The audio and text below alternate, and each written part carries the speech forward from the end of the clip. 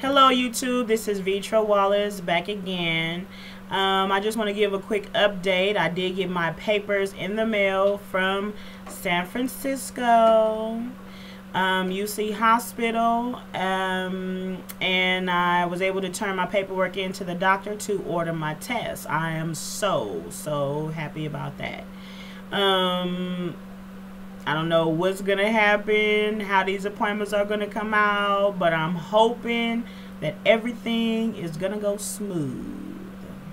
Anyway, the topic that I wanted to talk about today was the relationship. With relationships nowadays, you know, people get married, divorced, woman with woman, man with man. It's crazy stuff going on. But anyway, with relationships, we are not taught in school about any of that. How to deal with each other, how to communicate, how to be quiet, you know, sometimes when we need to. Ladies, most definitely, we need to be quiet sometime. We need to listen sometime. And you know, it's hard for these men because their brains seem like it don't click as fast as ours when it comes to arguing and fussing and fighting.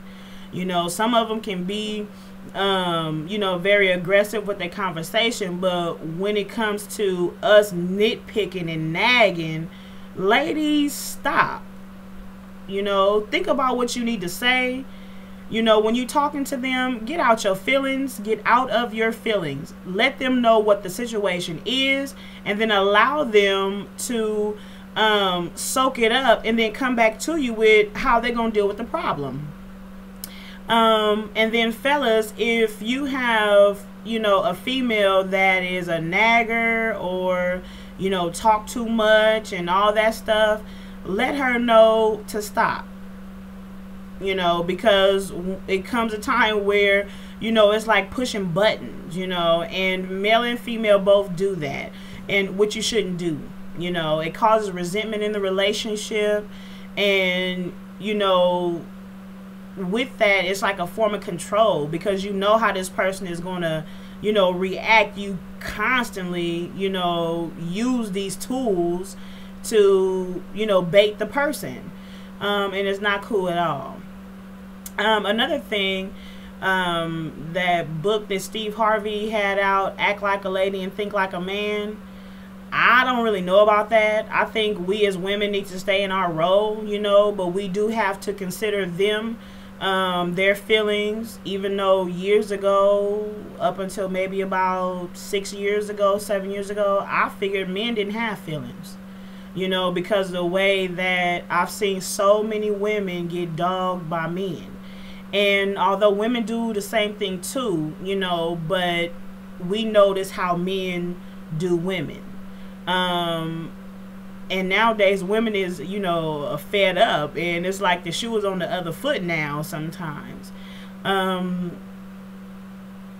we really need to watch, you know, how we're dealing with one another, making sure that we be careful to listen. You know, not only listen, but get active, you know, in your relationship. Don't take the person that you're dealing with for granted.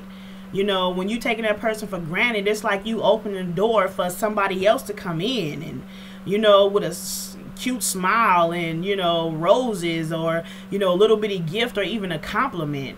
You know, don't take that person for granted. Half the time, you know, we see red flags and ignore them. When you see a red flag, you really need to think about, and this is ladies and men, you know, alike, think about, you know, if this is what you want to deal with. You know, if you're a person on drugs, or, I mean, if they're a person on drugs, or, you know, got issues, certain type of issues in their family, you know what I'm saying? Make sure that you really consider what it is that you're getting yourself into. You know, and not only that, when you see things that, you know, are uncomfortable to you, you know, make sure you talk about it, bring it up, because it may be a thing that is subconsciously happening and the other person don't even know it, you know, because they've been brought up that way, or it's been they've been conditioned, you know, to deal with certain things like that. Also, you know, women with kids. And I know that we as women, raising up our kids, a lot of us as single mothers, I even know single dads. Single dads is a rising population. And when we used to men walking out on their kids, but when women walking out on their kids, you know it's a sad world. But with women with kids, you know, if you have a good, decent man, you know, we think a lot of times that, you know, our kids, you know, are good with just us raising them. When in fact, ladies, I hope, you know, that you guys realize and actually see and can accept that our kids, whether it's a little girl or a little boy, need a man in their life. You know, and it's not necessarily, you know, there to be laying up under you in order for them to see you with a man, but just a male role model, you know, somebody that is able to show them something different, you know, to encourage them, you know, even to straighten them out. You know, sometimes we feel like, oh, I don't want nobody telling my kids nothing, or can't nobody tell my kids nothing but me. But it's not true. You know, we as parents, whether male or female, don't have everything our kids need. You know, and we need to learn or recognize that some other people have things to offer our kids that we don't. You know, different ways that, you know, we didn't grow up. This person may, you know, be a plus to our kids, or however, you know, of course, screen them and all that, but, you know, make sure that you don't just limit your kids to the type of living that you've had, you know.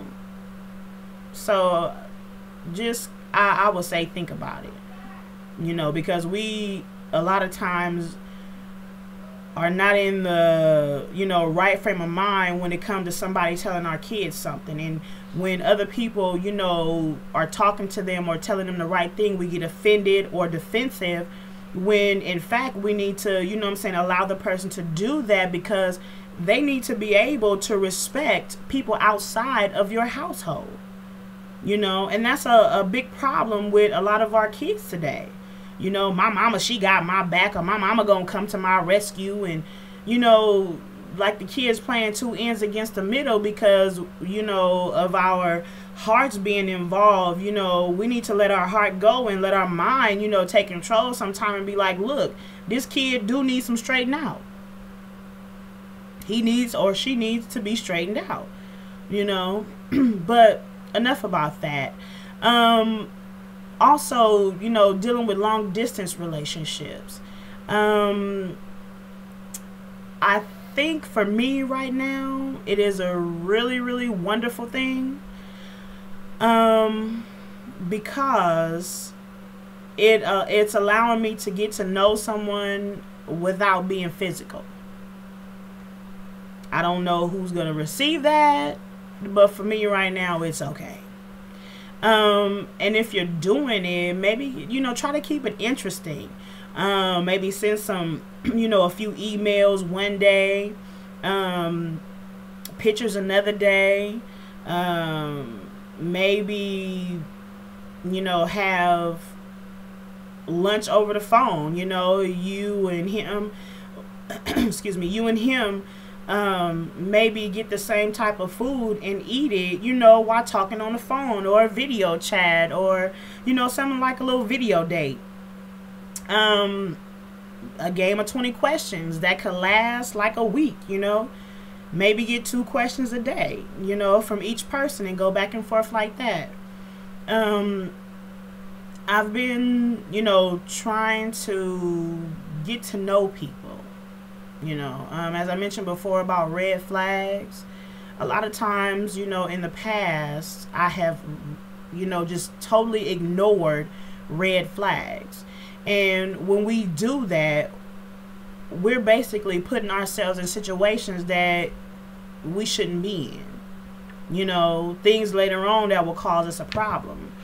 And, excuse me, we start regretting, you know, the person, and then trying to push them away or try to find a way out, you know, of the situation. And when, instead the red flag should have been brought up, once you noticed it.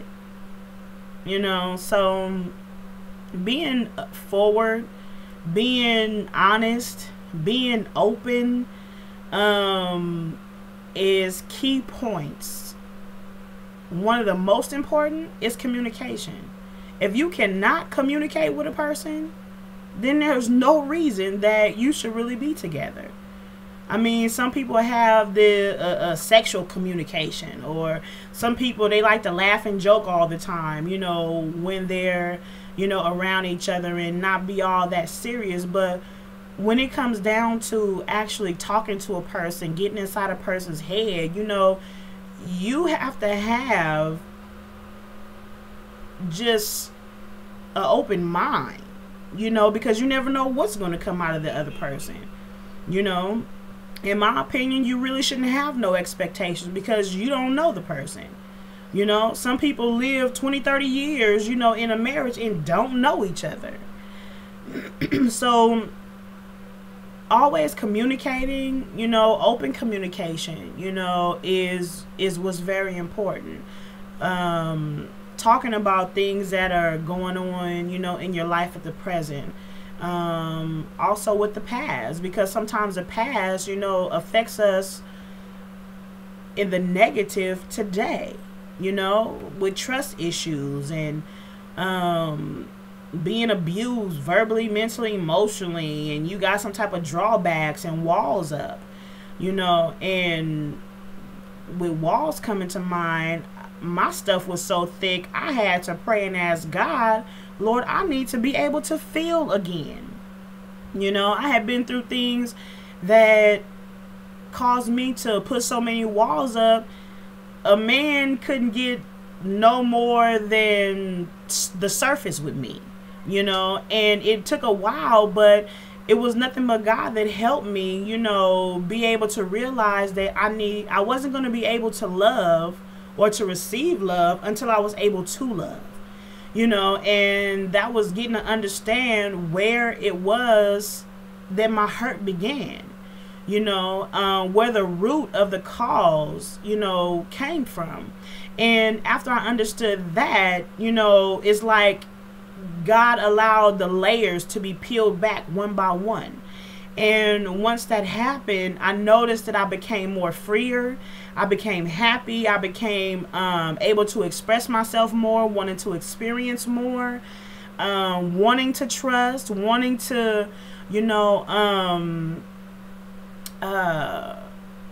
have someone trust me.